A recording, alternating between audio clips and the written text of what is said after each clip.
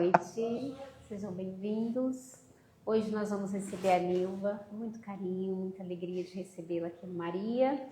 E o tema dela é obediência e resignação. Bom, então nós vamos fazer a nossa prece de união, de agradecimento ao nosso Pai por estarmos aqui hoje, neste planeta, nesta cidade, neste momento, para aprender um pouco mais. Pedimos, nosso Senhor Jesus, pela nossa amiga e palestrante, que veio até aqui no Maria de Nazaré, nos trazer a sua fala, o seu conhecimento e o seu tempo, Senhor. Que o Senhor a abençoe e que ela receba os nossos sinceros agradecimentos por estar aqui, nos trazendo mais um pouco de conhecimento. Mas também gostaríamos de te pedir pela nossa amiga Helena e nosso amigo Jorge, que hoje não estão aqui presentes, mas que eles fiquem bem, que sejam amparados, Senhor, e que recebam de nós toda a gratidão, toda a amizade, todo o carinho, para que retornem logo para o nosso trabalho aqui conosco, para as palestras, para os passes, e assim nós continuarmos a nossa jornada aqui nesse centro, que nos recebe com tanto amor também. E agradecemos a esses espíritos abnegados, trabalhadores que estão aqui. Que todos sejam abençoados, tanto nós encarnados, os irmãos que estão acompanhando pela transmissão, mas também pelos desencarnados, Senhor Jesus. Nós pedimos por eles, pelos nossos companheiros de jornada também, que todos possam receber esse amparo, esse carinho, esse acolhimento que vem tanto do Teu amor, que nos ama todo o tempo. Muito obrigada, Senhor Jesus. Muito obrigada, nosso Criador, nosso Deus, e todos esses amigos espirituais, mais uma vez. Que assim seja. Fazer esse final, tá tudo bem.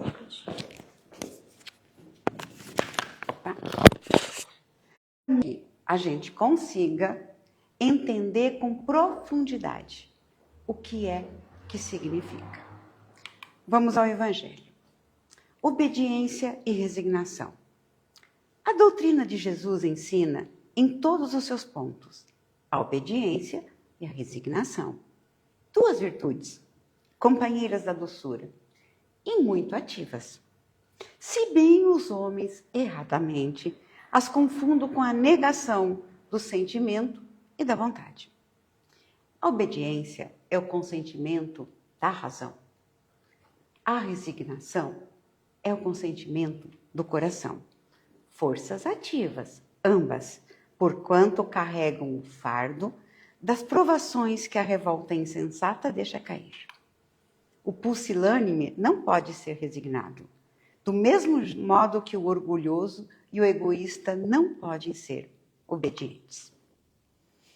E aí eu pergunto, no nosso contexto de vida, o que nós devemos ter coragem de mudar e o que nós temos que aceitar? É para aceitar relacionamentos ruins? Filhos difíceis? Pais difíceis? Trabalhos complexos? É para ter coragem de fazer diferente? Ou é para a gente aceitar? E aí vem uma pergunta. Nós aceitamos a vida como ela é? As pessoas, o nosso corpo, as doenças, as características de como ele funciona, as nossas características e habilidades. Aceitamos as instituições, o governo, a política, os processos, como as famílias são, como as relações humanas são, como os ambientes profissionais são. Nós aceitamos? Nós aceitamos que a mudança acontece o tempo todo? E existe, então, uma efemeridade? A gente quer controle e constância. E a única coisa constante é a mudança. Nós aceitamos a separação, a morte. Dá para perceber por que o Evangelho nos chama atenção? De verdade, nós temos muita dificuldade de aceitar as coisas. Por mais que pareça até ridículo, uma das coisas que eu mais trabalho durante todos os meus dias é a aceitação do óbvio. A oração da sabedoria, que é: Senhor, dai-me ousadia para mudar o que pode ser mudado, paciência com o que não pode ser mudado e discernimento para distinguir o que pode do que não pode. Cada situação que as pessoas me trazem, eu preciso ajudar elas a conseguir se localizar. Isso é algo que eu posso mudar. Isso é algo que eu tenho que aceitar. E garanto para vocês, de modo geral, a maior parte das pessoas não aceitam a vida como ela é. As pessoas, até aquelas que conseguem aceitar mais, mas tem lá, na família não aceita, com o filho não aceita, tem lá um ponto cego onde tem dificuldade de aceitar. E aí, o que devemos de verdade aceitar? E a que devemos ser resignados? Nós sabemos a diferença entre aceitação, omissão e preguiça? É fácil da gente fazer essa classificação? E qual que é a diferença entre revolta, indignação e o enfrentamento de uma situação? Estamos numa casa espírita. Vamos aplicar a doutrina. Dentro dos princípios, vamos trabalhar alguns. E aqui a gente pode brincar. Se nós entendermos só o que é Deus, nós não precisamos refletir, estudar mais nada. Causa primária de todas as coisas. Ele é soberanamente misericordioso e bom. Então, se isso for verdade, tudo que a gente não aceita, a gente não está aceitando Deus.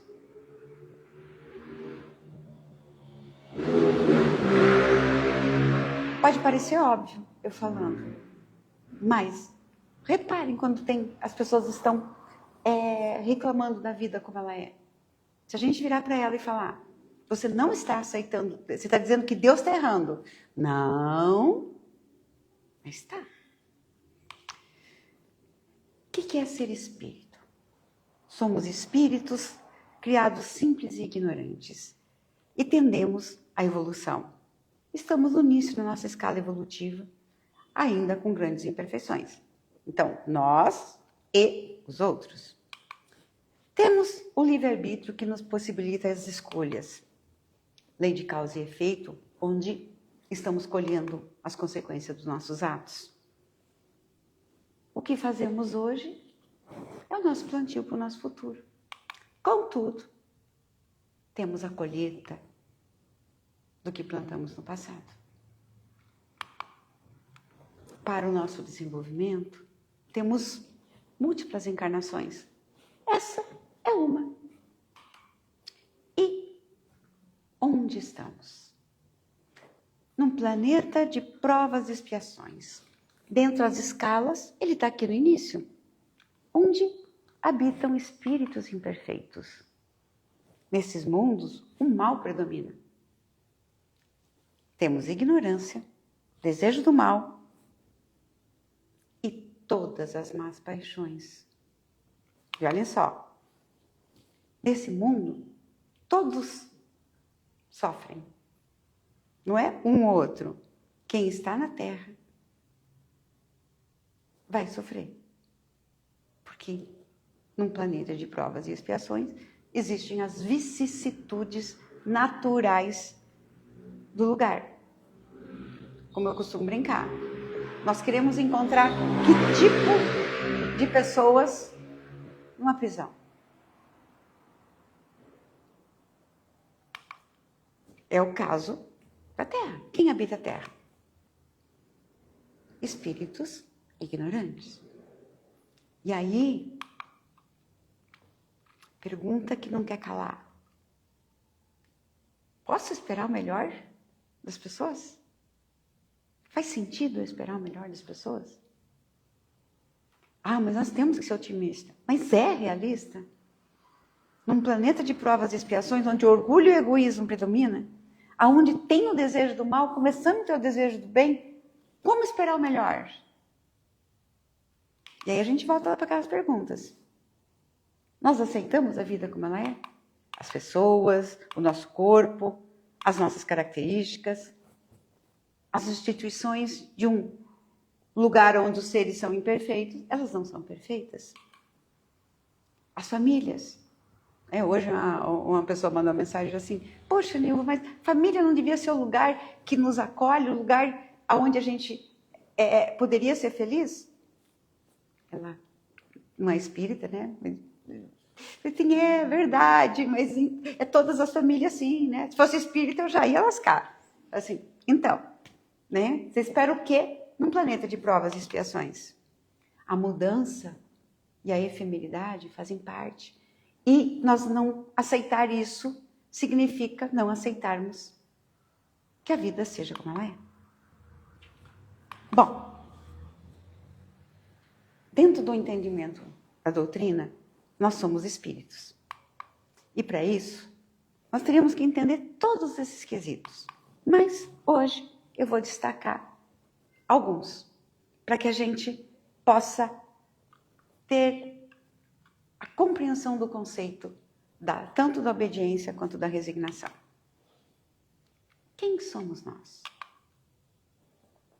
Nós teríamos que poder fazer um escaneamento de nós e dos outros para saber quem são. Então, não sabemos quem somos.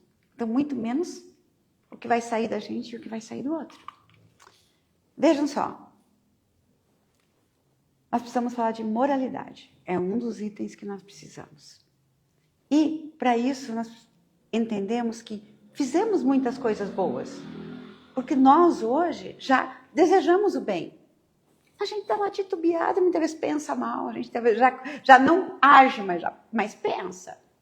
Mas já é só pecado por pensamento. Então, nós temos uma ficha daquilo que nós construímos em outras vidas. Mas também temos uma construção. Enquanto espíritos imperfeitos, movidos pelo nosso instinto, nós temos uma ficha kármica.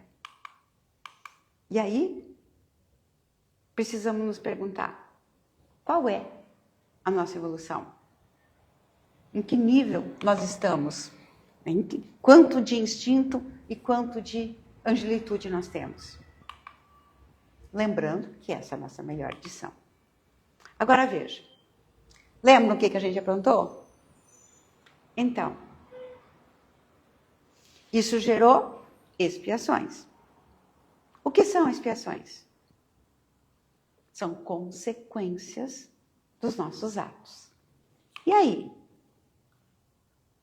Que expiações estão em vigor nesse momento da nossa vida?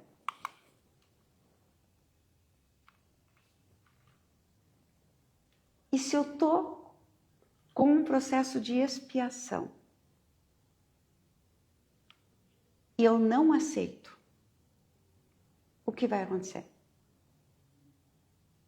Vamos lá, vamos pegar o filho difícil. Em outra vida, num momento de desatino, eu matei. Aprendi que eu não mato mais. Nunca mais matei ninguém. Mas eu me vinculei a esse espírito. Eu tenho um processo de expiação e reparação com ele. Ele vem como meu filho. Eu devolvo um corpo para ele. Estou reparando aquilo que eu fiz para ele. Dou toda a condição para essa vida. Mas ele é um filho difícil. Ele é um filho que não aceita meu amor. Parece que ele tem dificuldade ele tem necessidade de me machucar o tempo todo? Opa! Eu posso realmente querer que ele me ame? Hoje eu estou fazendo o meu dever, mas ontem talvez eu traí a confiança dele. E se eu não aceitar esse desafio nesse momento? Se eu olhar pela lógica de uma vida só, não é justo, eu fiz de tudo, eu dei o meu melhor para essa criança. Mas eu posso estar diante de um processo expiatório. Então, no mínimo, nós não sabemos. Então, no mínimo, opa, não tem lógica nessa vida, então tem que ter noutra. E se eu estou diante de um processo, eu tenho que dar conta de fazer a minha parte, sem ter o retorno, sem ter o amor, sem ter o cuidado. Temos reparações. Lembra da nossa ficha? Sobre quais reparações nós estamos vivenciando agora? Tem como a gente saber? Se nós estamos reparando a existência, dando corpo para esse ser, dando todo um cuidado.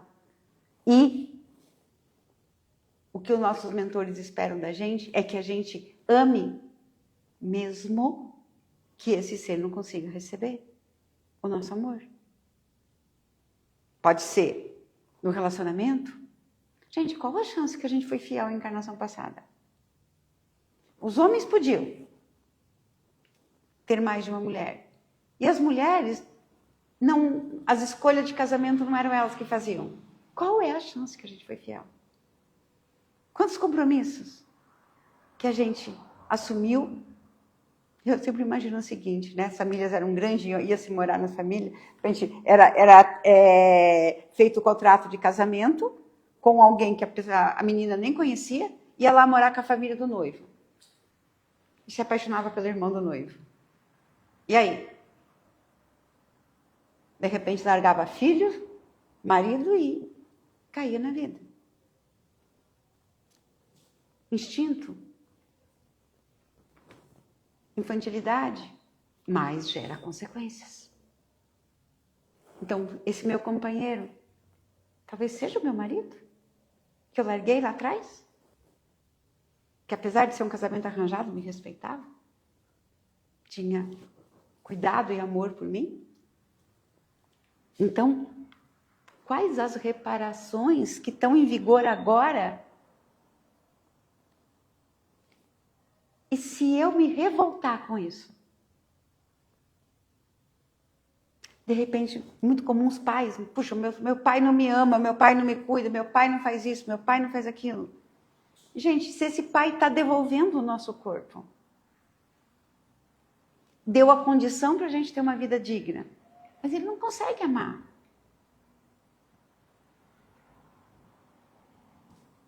Estamos dentro de um processo em que nós somos o alvo da reparação. Mas o espírito não é porque ele está já pronto para reparar que ele já se torna um espírito capaz de amar. Então, se aquilo que nos causa dor é um processo de reparação, ao eu não aceitar, eu ajudo o processo a acontecer? Porque no final das contas, se a gente parar para pensar, né, meu pai é um espírito imperfeito, meu filho é um espírito imperfeito, meu companheiro é um espírito imperfeito, meu colega e meu chefe são espíritos imperfeitos. Não tem como ser feliz aqui. Não fui eu que inventei. Eu só exagero e mostro. Aqui num dos casos que o André Luiz coloca, ela pretende receber o filho, 2 na condição de paralisia, outro com debilidade mental. E uma filha também com problemas, mas que virá auxiliá-la na velhice do corpo. Aí vocês pensam. Pensa lá a pessoa com filhos deficientes, ela está fazendo todo um processo de reparação e ela engravida de novo. Pensa, qualquer um vai virar para ela e falar assim, Não faz sentido você ter mais um filho. De repente, é o anjo protetor que está reencarnando para auxiliar esse ser em todo o seu processo. Temos provas também, né, gente? A que provas nós estamos submetidos?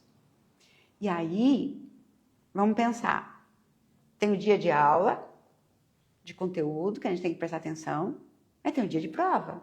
O dia de prova, ele é um dia mais tenso. As coisas que nós temos que nos colocar à prova são situações mais complexas. Elas exigem de nós. Aí a gente quer viver uma vida de felicidade. Aí a gente está ali diante da prova. E a gente não aceita a prova. Vocês entendem quanto tempo a gente perde? Está aí, às vezes, reclamando como o marido é, como o filho é, quanto o chefe é, o pai é. Sendo que todos eles têm direito de ser. A pergunta é, o que nós estamos fazendo interagindo com eles? Por que a vida nos colocou exatamente nesse contexto? Quando eu não aceito a condição que eu estou me revoltando contra Deus. Que a revolta insensata deixa cair, faz perder.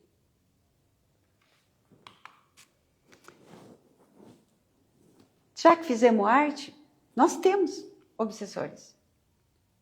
Gente, qual é a dificuldade para os obsessores utilizarem as pessoas que convivem com a gente? E que tem um monte de emoções desajustada, desequilibrada. É muito comum a pessoa assim, mas parece que ele faz de propósito. E muitas vezes um bebê, uma criança. Gente, qual é a dificuldade para um obsessor? E ali, no trânsito, no motorista da frente que está ali totalmente no automático, fazer ele aquilo realmente que te irrita. Ao eu não aceitar que existe isso, ou que as pessoas facilmente são vulneráveis à influenciação, eu facilito minha vida? Não. Lembra, temos uma ficha boa. Temos direito a uma proteção. Nós estamos usando? Nós estamos acessando toda a proteção que nós fazemos jus? Por quê? Nós temos mentores, nós temos protetores que estão ali de plantão para nos auxiliar. Mas se a gente estiver não aceitando, revoltado, eles conseguem falar, filha, calma, a solução está logo ali na frente. Eles conseguem? Não. E nós usamos a proteção que a gente faz jus. E quando a gente fala de relacionamento, a pergunta é, quais são os vínculos que nós temos com o nosso marido, com o nosso filho, com o nosso pai, com o nosso colega? E sim, é sempre difícil a gente conseguir ter clareza se é para aceitar ou se é para fazer alguma coisa. Só que assim, vejam só, eu nunca me esqueço de um caso em que a pessoa era espírita e ela tinha um relacionamento muito ruim, mas ela não queria separar e ela queria que o marido mudasse.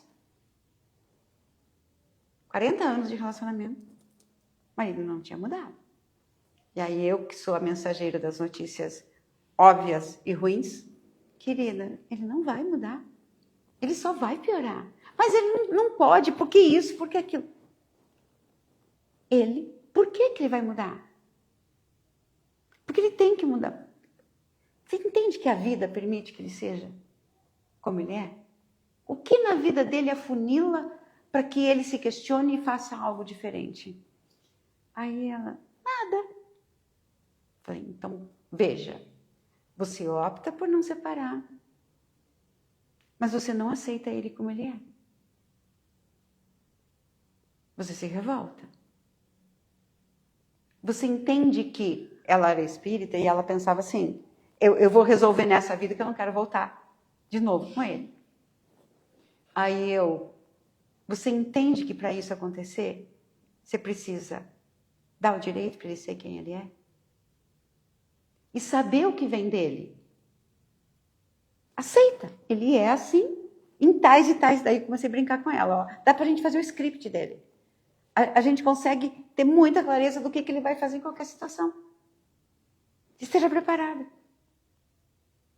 Isso sim. Aí ela aceitou. Porque aqui, gente, a maior parte das pessoas fica no meio do caminho.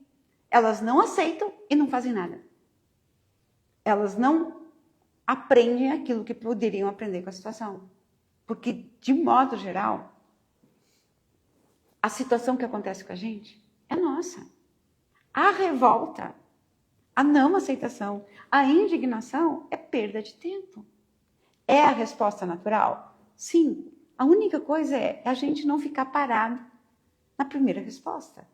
Vem a raiva, a gente olha para ela e fala assim, não vai me levar para lugar nenhum. Deixa eu respirar. Deixa eu seguir adiante. A mesma coisa com o filho. Gente, de modo geral, a gente acha que se a gente der o melhor possível, o filho vai ser bom. Que espírito é esse que está ali encarnado? Nós sabemos quais são os desafios? Nós sabemos o que vai acontecer na adolescência? O que acontece na adolescência? As memórias desse espírito se mesclam com as atuais, e aí? Veja só.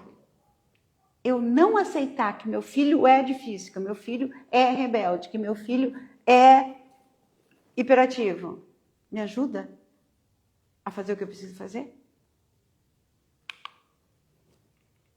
Meus pais. Se eu não tive os pais que eu merecia, que eu acho que eu merecia, Deus errou, né? E de repente passaram-se os anos e eu fico querendo, essa semana, né? Paciente 50 e pouco, pai 90. Aí ele vira para mim assim, e aí eu vi que ele não vai mudar. Mas você tinha esperança? De verdade, você tinha esperança? Baseado em quê? Ah, porque a pessoa tem que mudar. Olha, se a pessoa não muda até uma certa idade, depois a tendência é só piorar. É triste, mas é verdade. Como dizem, aceita, que dói menos. Aí você vai encontrar alternativas para lidar com essa pessoa que tem dificuldade. O trabalho, gente, eu acho que de todas as situações é a mais fácil. Tá ruim? Vamos procurar outro. Aí, a armadilha de quem é concursado. Porque daí tem segurança, tem um salário razoável e vai ter que conviver com as mesmas pessoas por 30 anos. Aí, de vez em quando, eu pego alguém que acabou de entrar em algum lugar e aí, assim, tá vendo coisa errada e aí quer fazer que faça certo. Aí eu brinco. Você tem certeza que você vai mexer com isso? Olha só, essa pessoa está ali há mais tempo do que você, mas não vai aposentar logo. Então, tem pelo menos uns 15 anos de trabalho junto.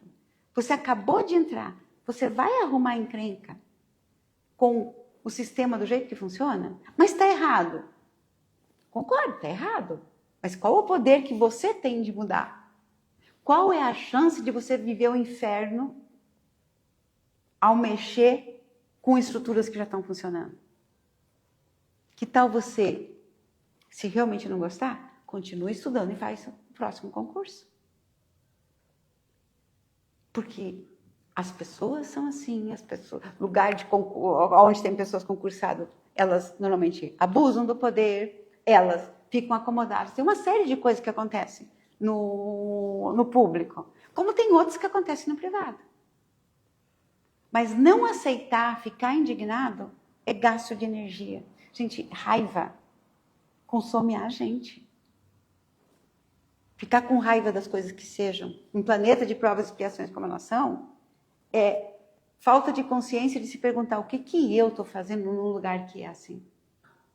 E aí, para encerrar, eu não vou dar as respostas. Elas são complexas. Eu posso desenvolver palestra para a gente poder refletir com mais profundidade. Mas, de verdade, é uma arte a gente conseguir entender o que é de verdade para a gente aceitar. Aqui é que a gente deve se resignar. Com certeza, as leis divinas, as coisas serem como são no mundo de provas e expiações. Isso, não aceitar. Eu sempre penso na imagem de segurar o rio, gente. Pensa alguém segurando o rio. Outro dia vi alguém fez um post de a pessoa com uma vassoura, acho que tentando secar o mar. É isso, quando a gente não aceita as coisas como são. E aí, eu estou falando do extremo que é a não aceitação. Mas tem aqueles, e eu já vi muitos espíritas, em que, o caso dessa pessoa que eu estava falando, aceitar de verdade exige. É mais fácil reclamar e ficar indignado com o erro do outro. Lembre, o erro do outro empodera a gente. Mas por que a gente está amarrado com aquela pessoa? Lembra? Prova, expiação. Pode ser até missão. Mas quando a gente fica revoltado, vocês podem ter certeza que não é missão, não.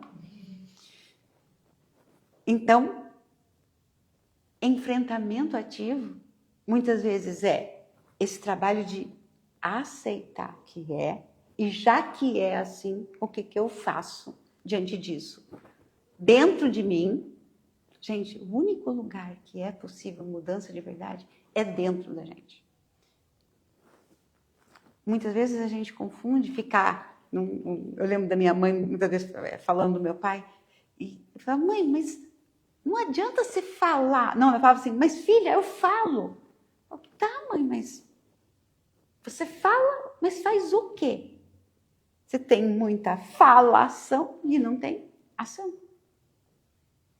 Não adianta falar. Falar não é fazer alguma coisa.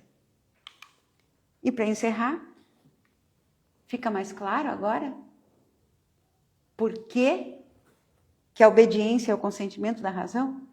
Quando nós espíritas, nós temos todo esse cabedal que faz a gente entender que por que a gente deve aceitar a vida como ela é, aí é o consentimento da razão. Quando a gente tem o entendimento de que nós estamos aqui para mudar, nós estamos aqui para reparar, nós estamos aqui para expiar, a gente tem o consentimento do coração. E veja, virtudes ativas que a revolta insensata deixa cair. Espero que o conceito tenha ficado mais profundo, mais fácil da gente aplicar no nosso dia a dia.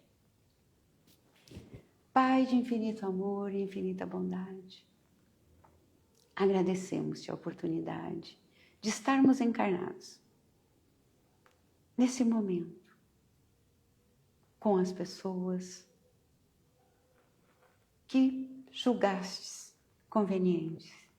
Pedimos o auxílio, a força e a capacidade de aceitar cada um como é, exercitando o seu direito, mas que possamos, ao contracenar com cada um, aprendermos a não gastar energia de forma equivocada, e sim na nossa mudança. Quando não da ação, sim do pensar e do sentir. Pai, que possamos entender cada vez mais profundamente as suas leis, para que nos norteemos no consentimento da razão. E que, ao entendermos que todas as situações foram milimetricamente calculadas para o nosso desenvolvimento, aproveitemos o máximo possível. Que consigamos ser obedientes e resignados às leis de amor da vida. Que assim seja. Obrigada.